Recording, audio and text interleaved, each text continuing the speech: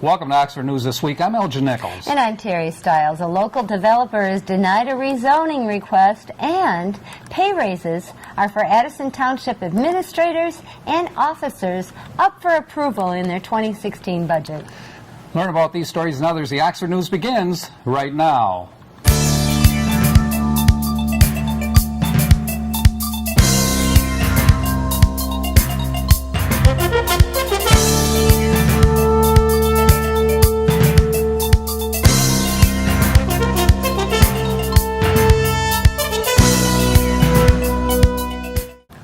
Legacy Center developer Christian Mills cleared the first hurdle with the Oxford Township Planning Commission last week when the board moved to rezone the old C. Ray property Research Office RO to General Commercial C2.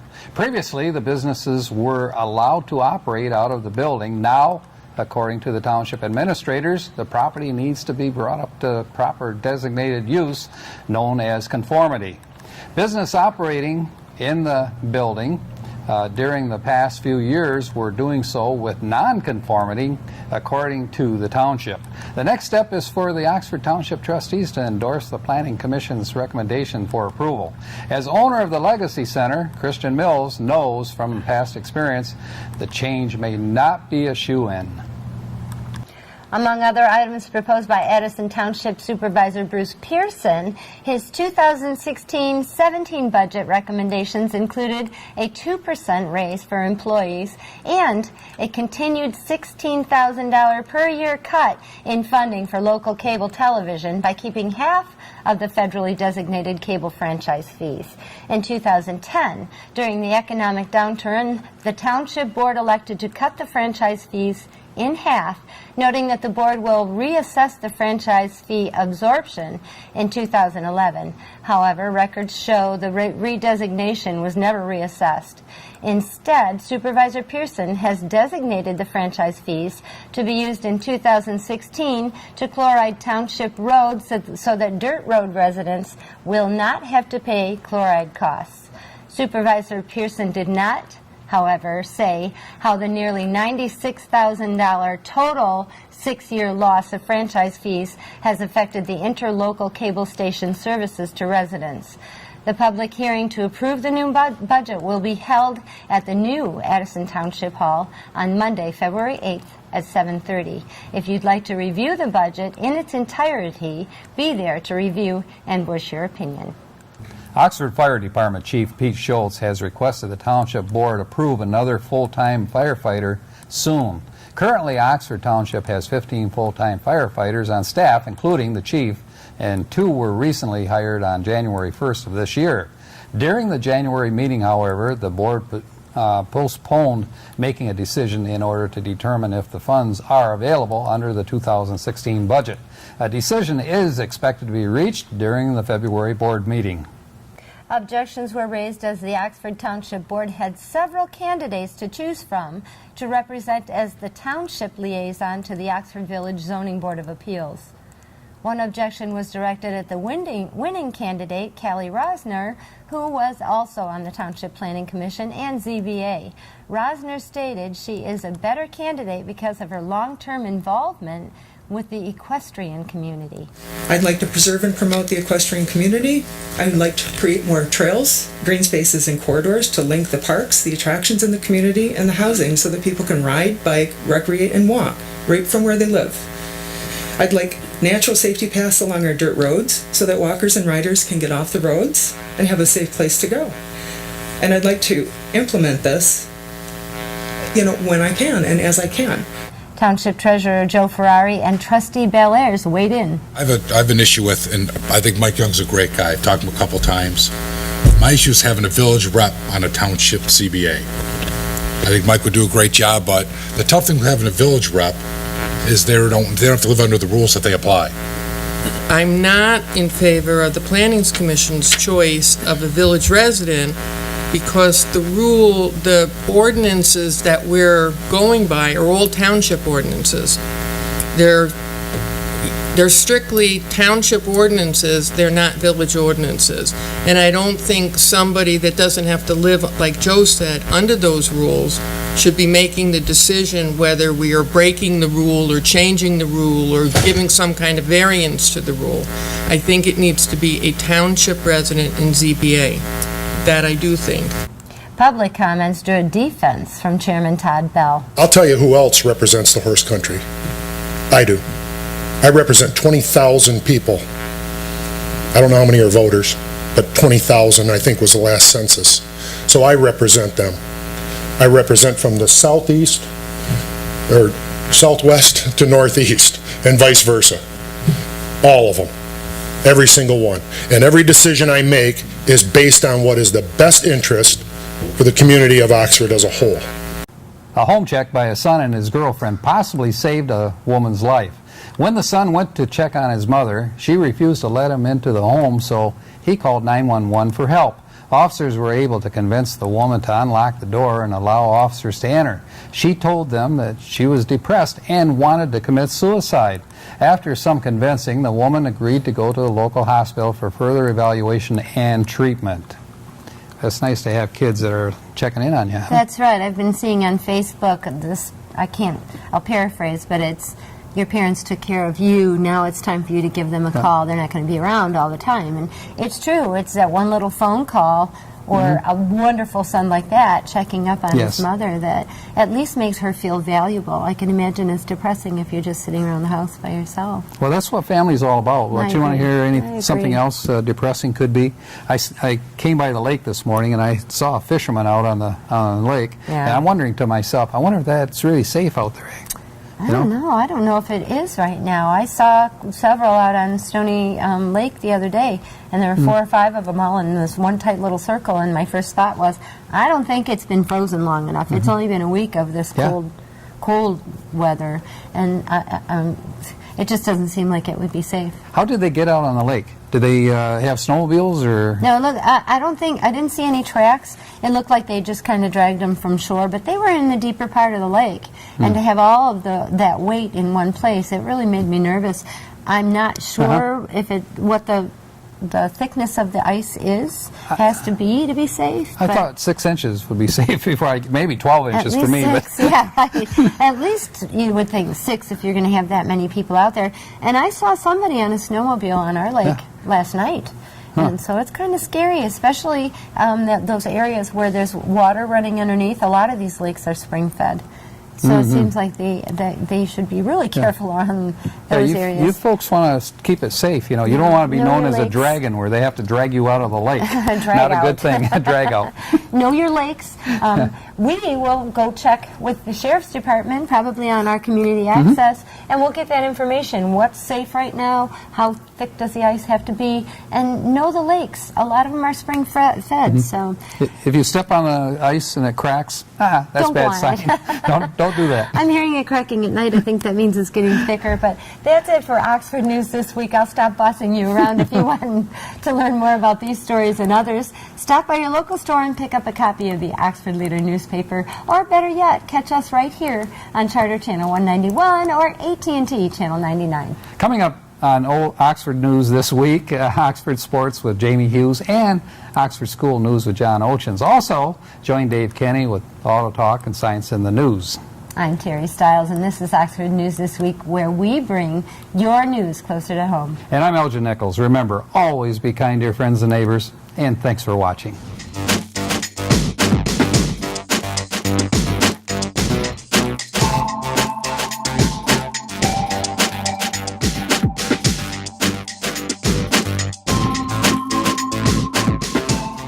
Welcome to Science in the News. I'm Dave Kenny, and these stories are taken from the publication New Scientist. In our first story, a rumor that the world's largest gravitational wave observatory has caught the first whiff of its quarry is heating up. Gravitational waves are ripples in space-time produced by massive bodies accelerating through space, such as pairs of neutron stars orbiting each other or the merging of 2 black holes. They were predicted as part of Einstein's general relativity a century ago, but have yet to be seen directly. Finding them would confirm the final piece of his theory and also give us a new way to view the universe, allowing us to probe distant objects that might otherwise be dark or obscured by interstellar dust. The Laser Interferometer Gravitational Wave Observatory, or LIGO, searched for such signals from 2002 to 2010 with no luck. Its more sensitive successor, the Advanced LIGO, or A-LIGO, started collecting data on September 18th. Barely a week later, cosmologist Lawrence Krauss of Arizona State University tweeted a rumor that the detector had already picked up a signal. Now Krauss claims that the original rumor has been confirmed by an independent source. Stay tuned, he tweeted. Gravitational waves may have been discovered. Exciting. The official word from LIGO team is that they are still analyzing the data from the first run. It takes time to analyze, interpret, and review results, says spokeswoman Gabriela Gonzalez at Louisiana State University. We expect to have news on the run results in the next few months, and we all wait with bated breath. And in California, a gas company in California, SoCal Gas, says it will install equipment to siphon off methane gas that has been leaking from its burst storage well near Los Angeles for more than 80 days. At least 80,000 metric tons of methane has escaped from the well since October, making it the biggest known leak of the greenhouse gas. The leak has prompted concerns for the environment and public health, leading to school closures and the evacuation of 2,300 people from the Porter Ranch neighborhood. SoCal Gas plans to install a pipe to capture some of the leaking gas so it can be filtered or burned while it works to plug the well for good. The gas contains benzene, a known carcinogen, and mercaptans, which are believed to be causing headaches and nausea. In November, SoCal Gas measurements showed benzene air concentrations were 6 times higher than safe levels. The state governor has declared a state of emergency and ordered SoCal Gas to pay for a mitigation program to offset the effects on the climate. State senators have announced legislation with stronger safeguards on gas storage sites. New wells are very safe, says gas expert John Baldwin, but companies may be required to check the integrity of wells drilled 20 to 40 years ago and fit extra safety protections. They would be quite right to do that, he says. No kidding. And on the mathematical front, it's time for a new prime to shine. The largest known prime number is now 274,207,281 minus 1, smashing the previous record by nearly 5 million digits. This mathematical monster was discovered by Curtis Cooper at the University of Central Missouri as part of the Great Internet Mersenne Prime Search, or GIMPS, a collaborative effort to find new primes by pooling computing power online. It has 22,338,618 digits in total. The GIMPS software automatically crunches through numbers, testing whether they are prime, that is, only divisible by themselves and 1. Cooper's computer actually found the prime on September 17th of 2015, but a bug meant the software failed to send an email alert reporting the discovery, meaning it went unnoticed until some routine maintenance a few months later. All of the GIMPS primes are Mersenne primes, which take the special form of 2p minus 1, where p is also a prime number. Only 49 are known, and the GIMPS project has discovered the last 15. The prime numbers are infinite, and there is little practical use in discovering one, but the search is a good way to put computing hardware through its paces. Unrelated to the discovery of the new prime, GIMPS recently helped discover a bug in Intel's new Skylake processors, which were crashing under the heavy workload. So there's some use for all that exercise. Well, that's it for this edition of Science in the News. I'm Dave Kenny. Stay tuned to Oxford Community Television, and we'll be right back after this. Oxford Orient Fish helps provide emergency aid to the people of Oxford, Ligorian, Addison, and Oakland Townships. One of the only self-served food banks in the state, Oxford Orient Fish provides once-a-month food supplies based on the size of the family. To donate, volunteer, or to find out more, call Oxford Orient Fish at 248-628-3933 or go to their website, oxfordorientfish.org. Oxford Orient Fish, neighbors helping neighbors. I'm John Ochins, and welcome to the Oxford Wildcat School Update. The last school board meeting of January was held last week, and student diversity was one of the topics. A program encouraged by Oakland County prompted students to start a forum to look into it.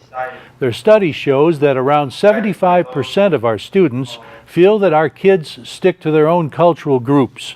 The forum stressed the need for more diversity and encouraged the board to look into changing the code of conduct to reflect this. They want a separate category relating to racial, prejudicial, ethnic and orientation-related comments, increasing the disciplinary consequence for negative remarks. Our school board was entertained by some Oxford Strings as they enjoyed a special dinner before the meeting in honor of School Board Member Recognition Month. Natalie Frakes directed the group. It turns out they have a special event coming up at Wayne State. Natalie tells us more. Our chamber orchestra here at Oxford High School was invited by Professor Kipros Marcoux to attend the Wayne State String Day for 2016, which is a day full of rehearsals, sectionals, and performances with the Wayne State University Symphony Orchestra.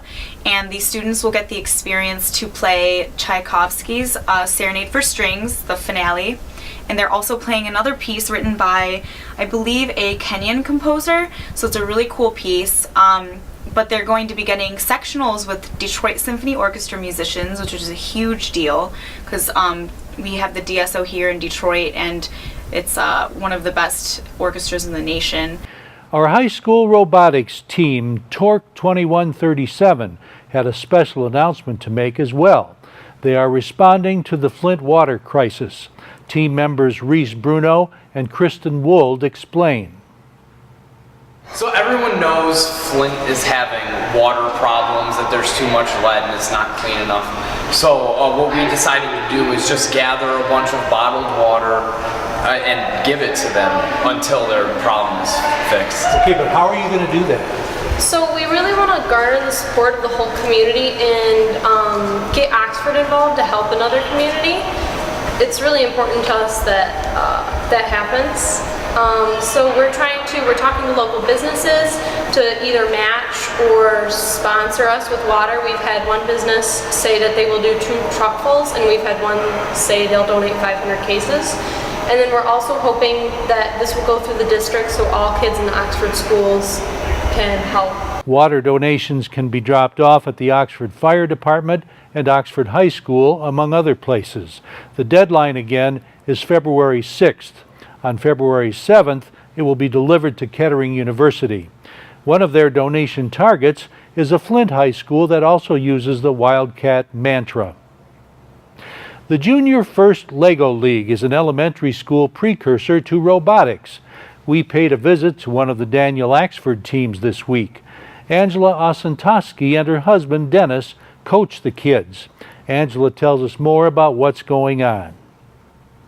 They learn 6 simple machines, and one of them, they use these kits each week to build some simple machines, and in the end they will create a piece on this plate, and they get to use a motor so they can have movable parts, and so they get to kind of see the beginning of what robotics is like. Now, are there any competitions that these guys would be involved in? At this level, it's not really a competition. They do have an expo. Oh, do they? They do in March, and all of the Junior First Lego teams from all the schools in Oxford, including the robotics team, will come to either the middle school or the high school, and they get to display their piece and walk around and see everybody else's, answer questions, and the robotics team is there to show them what they're building for. How long have you had this here at Daniel Axford? I believe 4 years. This is my second. We're very grateful for volunteers like Dennis and Angela. That's the Oxford School Update for this week. Sports is next, and this is Oxford Community Television, keeping it local.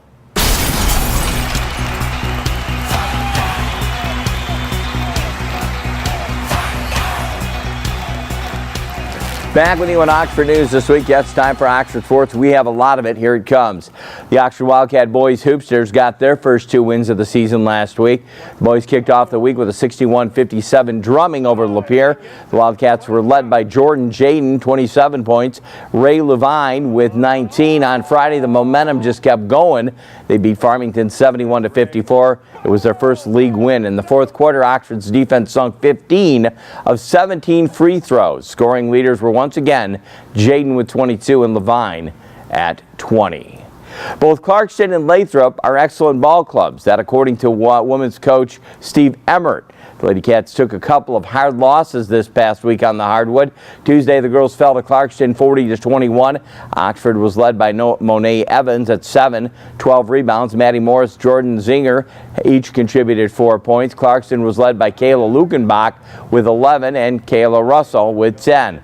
On Friday night, the girls lost to Southfield Lathrop 56-17. Rough week for the gals on the hardwood. They'll pick it up, I hope.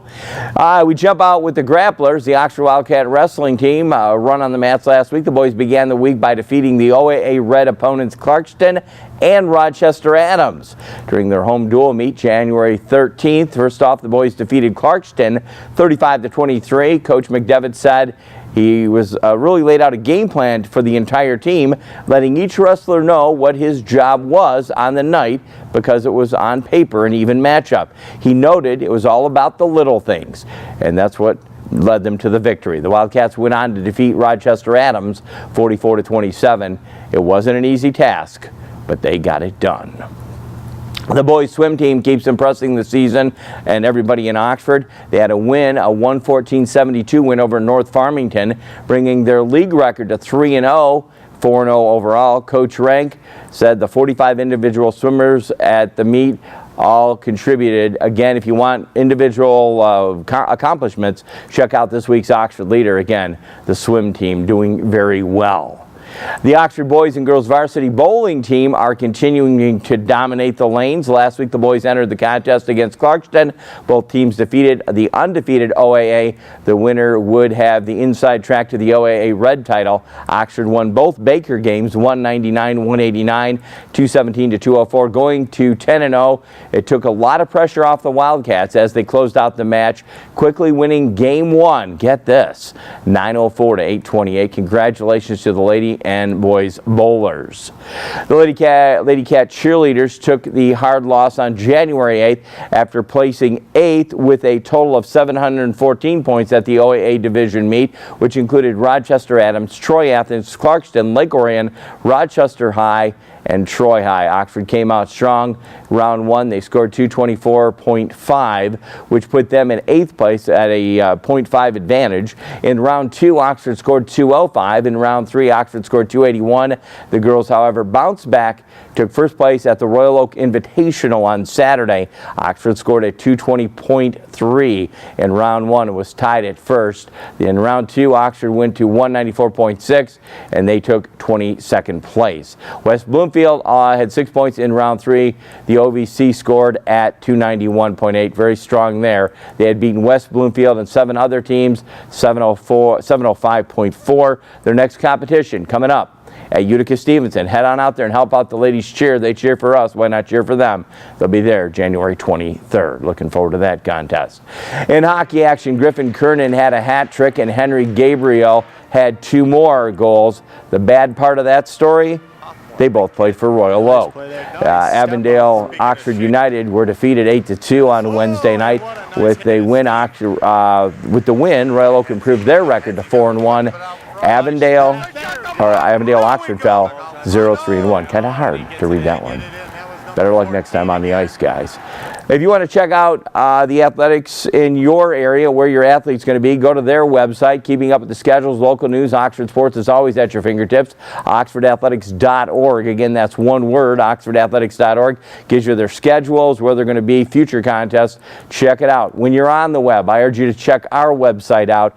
It is right at your fingertips, OCCTV.org. Hit the programs tab, hit YouTube, wherever you can watch our programming on demand on your computer, iPad, or phone, wherever you choose to watch. Catch our sporting broadcast. We have a lot of sports coming up this weekend, Saturday and Sunday, between the hours of 1 and 6 p.m. And if you don't catch your contest on the television, again, back to our website, OCCTV.org. Congratulations to all the Oxford winners this week. We'll see you next week with Oxford Sports. I'm Jamie Hughes. See ya.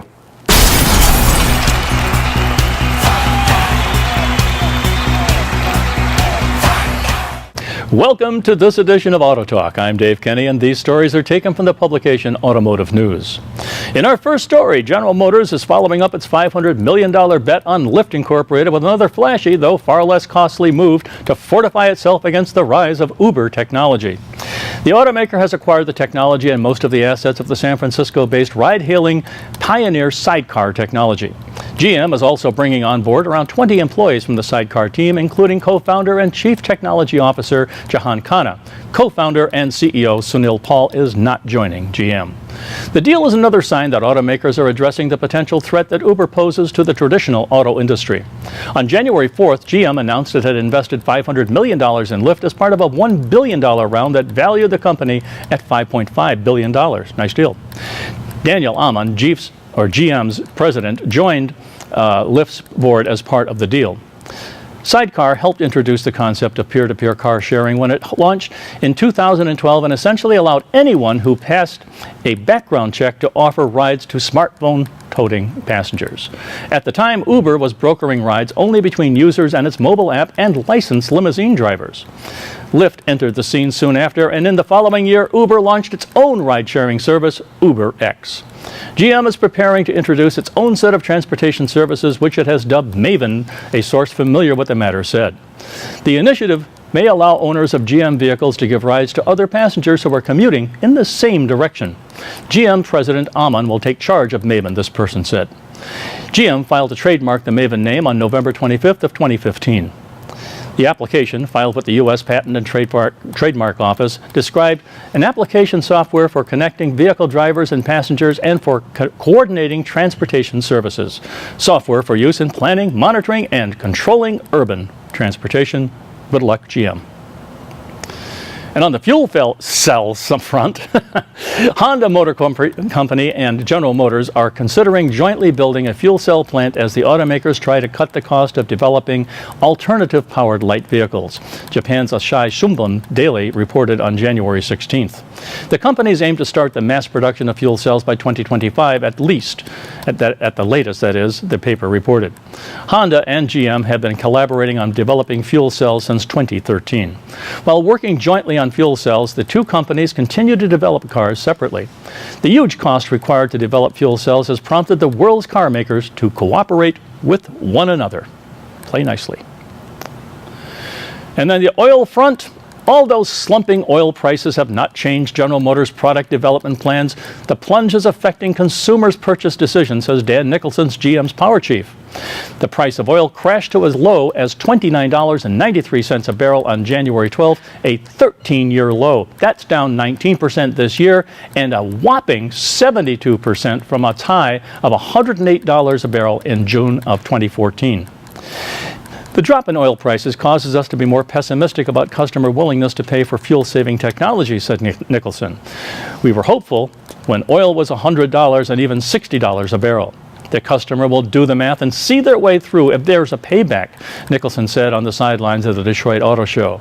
GM is using the Detroit Auto Show to spotlight the Chevrolet Bolt, an electric vehicle that is expected to be priced around $30,000 after a one-time $7,500 tax credit from the federal government, and deliver a range of 200 miles on a charge. The company begins to plan the building of the Bolt this year. GM, Nicholson said, has not changed its product development plans and will continue to roll out more fuel-efficient vehicles and powertrains. In our last story, for months, Fiat Chrysler executives accidentally been saying Trackhawk when they meant to say Trailhawk, the off-road ready vehicles versions of some Jeeps, therefore correcting themselves. We may now know why. At the Detroit Auto Show, Jeep brand head Mike Manley revealed that the off-road brand will put a 6.2-liter supercharged Hellcat engine into a Jeep Grand Cherokee before the end of 2017. Manley made his declaration during an interview with journalist and racing driver Brian Maxey. Trackhawk is a name that would fit the vehicle nicely. GM, or Jeep, isn't saying whether the name will be used, but it did trademark the name Trackhawk in 2014. Along with Trackhawk, a two-word, about the same time Dodge rolled out its Hellcat-powered Challengers and Chargers. At the time, speculation was rampant that FCA might drop the 707-horsepower supercharged V8 Hellcat engine into its version of the Jeep Grand Cherokee SRT. Even if the Hellcat is slightly detuned to better accommodate the Grand Cherokee's full-time all-wheel drive, the supercharged motor still will outperform the 475 horsepower naturally aspirated 6.4-liter V8 currently in the Grand Cherokee SRT. That engine allows the big SUV to do 0 to 60 miles an hour in 4.8 seconds. Yikes! Well, that's all for this edition of Auto Talk. I'm Dave Kenny, and as always, may the wind be at your back as you cruise down life's highways. Stay tuned to Oxford Community Television, and we'll be right back.